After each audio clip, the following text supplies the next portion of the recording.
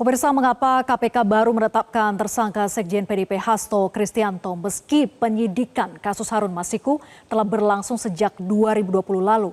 Kita akan membahasnya bersama dengan politikus PD Perjuangan Guntur Romli, mantan penyidik KPK Praswat Nugraha, serta analis politik Lingkar Madani Ray Rangkuti. Selamat malam Mas Guntur, Mas Praswat, dan juga Bang Ray. Malam Bang Ray. Selamat malam, Assalamualaikum. Waalaikumsalam, terima kasih sudah bergabung. Saya ke Mas Guntur dulu ya.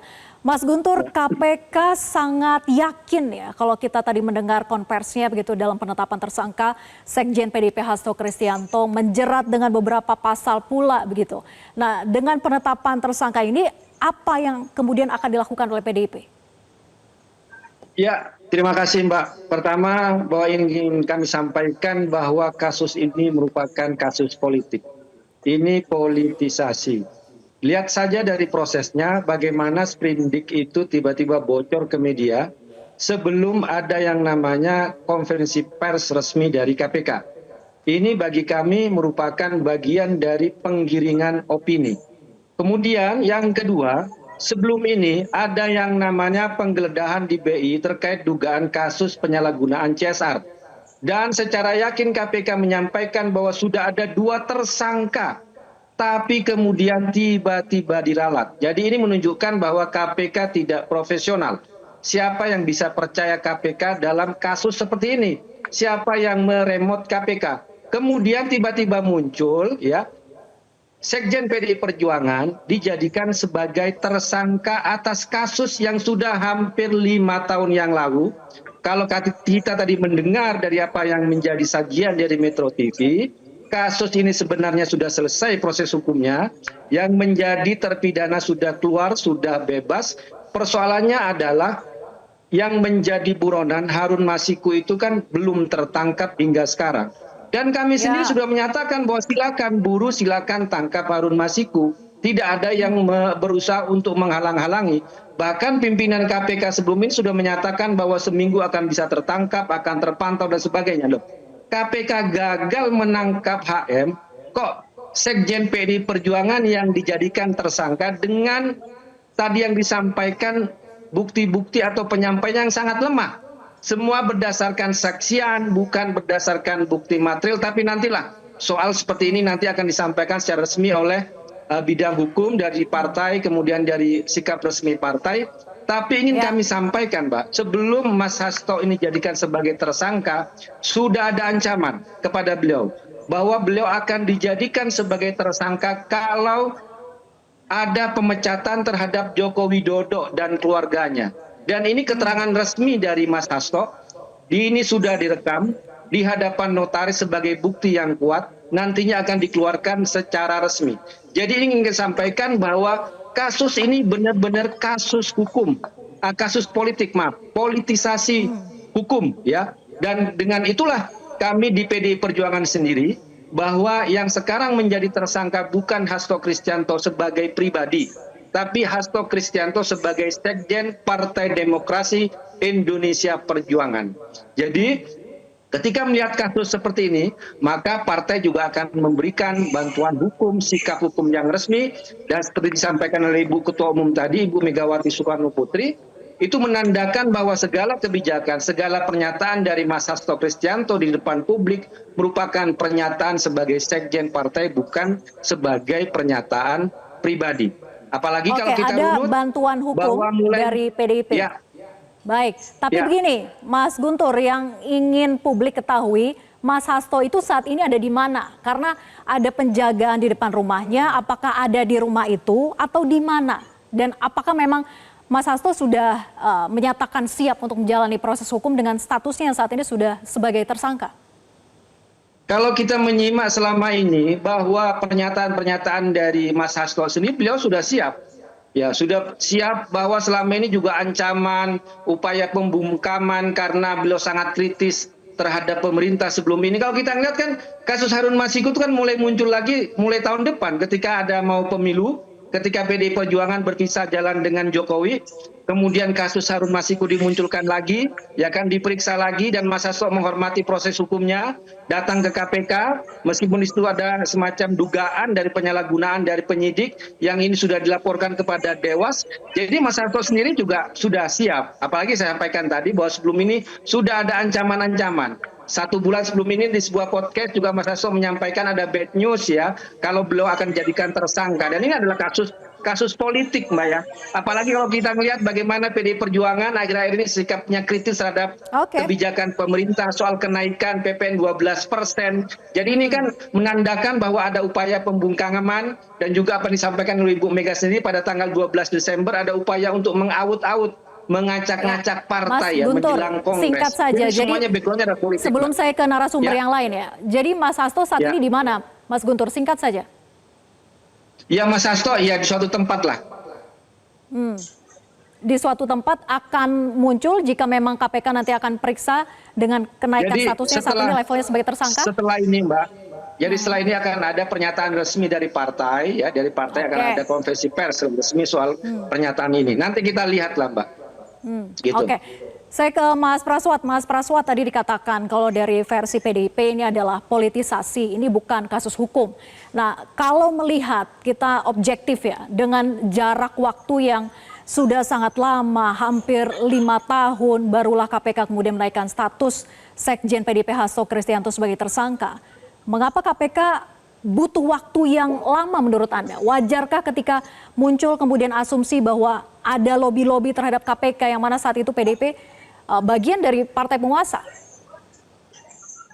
Jadi gini, Mbak izin, Mbak Vera, saya secara objektif di tanggal 8 Januari 2020, saat itu kami juga kebingungan kenapa kok kemudian kasus ini jadi sebegitu sulit dan rumitnya.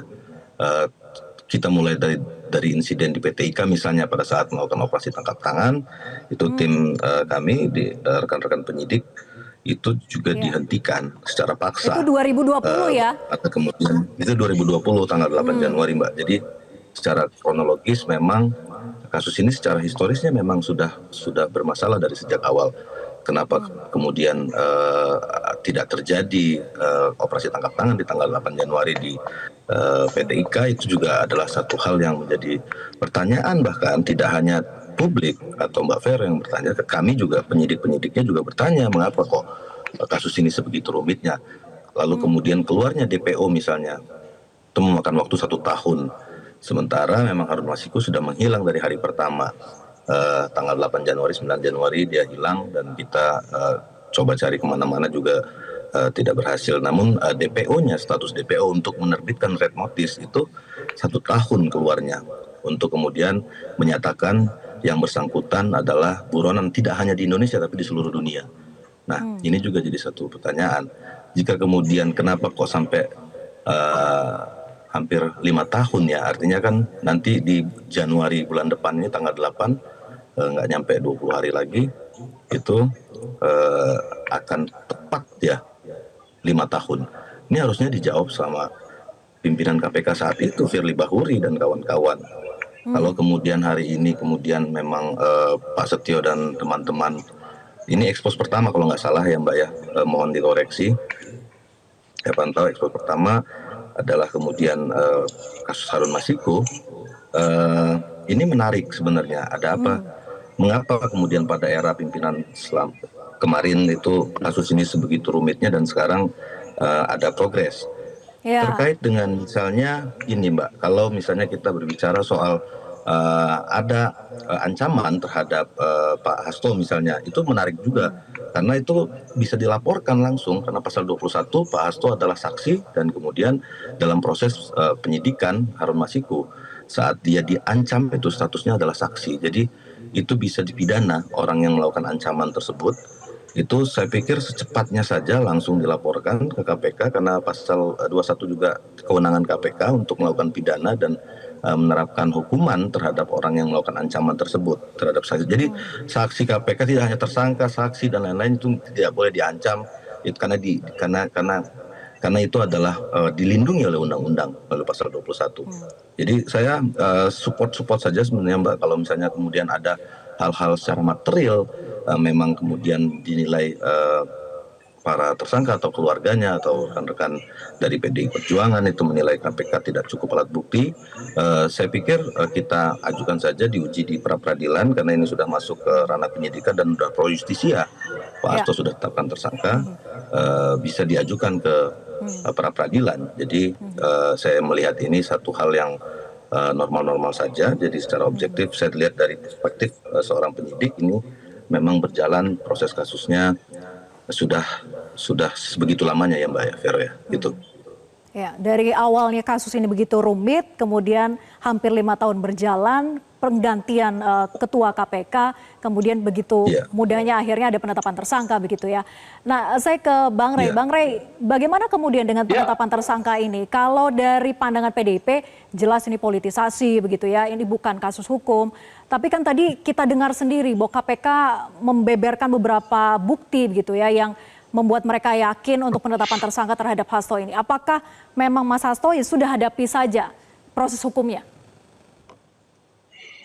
Iya, kalau dari ditetapkan ya dihadapi, tapi kan tidak dengan sendirinya menyelesaikan persoalan yang terkait dengan dugaan adanya politisasi kasus. Tadi udah dijelaskan oleh Bung Guntur ya, saya kira kronologinya itu, dan itu bisa dipertimbangkan dalam kerangka penglihatan dari aspek politiknya. Sebab di negara ini ya kan antara penegakan hukum murni dengan penegakan hukum politik itu batasnya itu hampir nggak kelihatan. Benar nggak penetapan Hasto ini tidak berbau politik misalnya dengan berbagai indikator-indikator yang disebutkan tadi oleh salah satunya Guntur Romli, atau benar-benar ini objektif sebagai penegakan hukum. Nah ini kalau penegakan hukum kan saya juga jadi bertanya-tanya, loh kok tiba-tiba KPK yang sekarang ini langkah pertamanya adalah yang beginian gitu loh. Kalau dibuat rentetan misalnya dalam skala prioritas pekerjaan, mestinya penetapan Bung Hasto ini mungkin yang ke-10 ke-11 gitu loh Pak. Karena ada persoalan-persoalan yang jauh lebih penting dari penetapan Hasto itu sebagai tersangka dibandingkan dengan kasus yang lain. Tadi salah satunya misalnya soal gimana tuh soal gubernur BI, gitu. Gimana tuh soal tersangka yang sudah ditetapkan sebagai tersangka kalah di pra-peradilan, ditindaklanjuti apa enggak, dan sebagainya. Sebab beda Hasto yang dahulu 5 tahun yang lalu dengan yang sekarang. Dulu misalnya kita merasa penting KPK ini bertindak cepat, tegas, karena Hasto itu masih bagian dari apa yang disebut dengan kekuasaan. Kalau sekarang kan mereka jadi oposisi, menjadi orang-orang yang penjaga ya bagian dari keseimbangan proses demokrasi gitu. Jadi lobby-lobby itu yang jadi pertanyaan kita dari kalau dalam skala prioritas. Enggak, yang saya mau katakan ini sinyal yang dilakukan oleh KPK ini justru membuat ya orang-orang yang merasa kritis terhadap pemerintah makin jadi hati-hati. Kok jadinya begini kalau kita kritis, tiba-tiba kasus lama, kasus yang sebetulnya kualitasnya enggak sehebat 5 tahun yang lalu gitu loh Pak. Nah 5 tahun yang lalu itu kan karena Bung Hasto Sekjen PDI yang berkuasa gitu. Sekarang Sekjen PDI yang tidak berkuasa itu nilai bobot ininya jauh menurun gitu loh kira-kira tuh. Lah baru KPK menetapkannya sebagai tersangka sekarang. Jadi kan pertanyaannya jadi padahal KPK itu dibuat bukan untuk mengawasi kelompok kritis. KPK itu dibuat dalam kerangka mengawasi para pelaksana ya kan kebijakan negara, alias apa? Alias yang diawasi pertama kali oleh KPK mereka yang berkuasa sekarang mestinya, yang dekat dengan istana. Loh ini langkah pertamanya justru menyasar kelompok-kelompok kritis gitu. Makanya saya buat istilah baru KPK itu dengan Komisi Pemberantasan Warga Kritis alias KPK ini. Jadi bukan lagi Komisi Pemberantasan Korupsi, cuma Komisi Pemberantasan Orang-orang Kritis. Kalau kita kritis, nah ini bisa-bisa kasus-kasus lama yang sebetulnya nggak urgent lagi, diungkit lagi tuh. Ini kan suap inilah, derajat dari kasusnya, itu ya derajat ketiga, keempat. Yang utama itu korupsi dan korupsi gitu. Ya. Apalagi ya pelaku utamanya udah ketangkap. Ini kan logikanya nggak jalan nih. Ya, pelaku utama ketangkap, pelaku keduanya belum ketangkap, lalu penyertanya yang ditetapkan sebagai tersangka. Ya, kemudian ada gitu loh. pengembangan kasus. Oke, sampai situ dulu. Bang Rey, kita harus jeda jadi ya. dulu. Nanti saya akan ke Mas Guntur untuk menanyakan kader PDIP daerah itu mendorong Sekjen Hasto itu untuk mengikuti proses hukum usai ditetapkan sebagai tersangka. Jika merasa dirugikan, ada jalur pra-peradilan. Apakah kemudian langkah di depan ini adalah langkah pra-peradilan yang akan diambil oleh Mas Hasto? Tapi usai jeda tetap bersama kami di Primetime News. Jelajahi cara baru mendapatkan informasi. Download Metro TV Extend sekarang.